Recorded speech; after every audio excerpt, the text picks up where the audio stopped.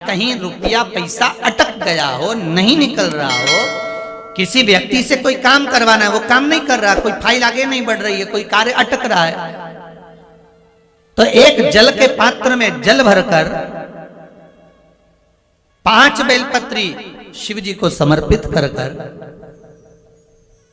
कुंदकेश्वर महादेव का नाम लेकर एक सफेद पुष्प बेलपत्री के ऊपर जो शिव जी को चढ़ाई है उस पर समर्पित कर जल जो लेकर गए हो, अपनी उस कामना को कर कि मेरा ये कार्य अटक रहा है, ये कार्य नहीं हो रहा, कुंदकेश्वर महादेव का नाम लेकर धीरे धीरे जल की धार चढ़ाइए। और एक बात हमेशा याद रखना, फिर निवेदन कर रहे हैं, अच्छे से समझ लेना, शंकर जी पर जब जल चढ़ता है, शिव जी का जब अभिषेक होता है, शंकर जी पर जब जल चढ़ाया जाता है, दूध चढ़ाओ, जल चढ़ाओ, कुछ भी चढ़ाओ, पर एक बात का स्मरण अपने जीवन में होना कि इतने ऊपर से मत चढ़ाना कि जल चढ़े और छींटे आपके ऊपर।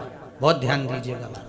यहाँ तो यहाँ तक वर्णन करा गया है कि शंकर जी का जल चढ़ा हुआ जहां से बहकर जाता है ना, उसको लांगा तक नहीं जाता। यहाँ लांगते हैं क्या? नहीं ना, परिक्रमा भी करेंगे तो वहीं से लौट कर वापिस इधर जाएंगे। शिव जी का जहां से जल बहकर जा रहा हो, चढ़ा हुआ जल जहां से बहकर जा रहा हो, उसको लांगा तक नहीं जाता।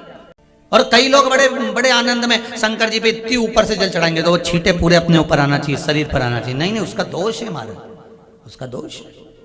शिव जी को अगर आप जल चढ़ा रहे हो, जैसे आप भगवान को अगर जल चढ़ाओ, दूध चढ़ाओ, तो मान लो अगर जैसे एक सरल भाषा में समझ लो और अच्छे से कि जैसे ये शिवलिंग है शंकर जी का, ये शिवलिंग है, और आप जल चढ़ा रहे हो तो इतनी ऊपर से छोड़ोगे तो पानी का छींटा तो अपने ऊपर आएगा, पर वही जल, वही दूध, वही सामग्री आप शिवलिंग से थोड़ी सी दूरी बनाकर अगर आप समर्पित करेंगे तो बाबा उसको स्वीकार भी करता है और आनंद की अनुभूति भी होती है, कार्य में सिद्धता भी आती है,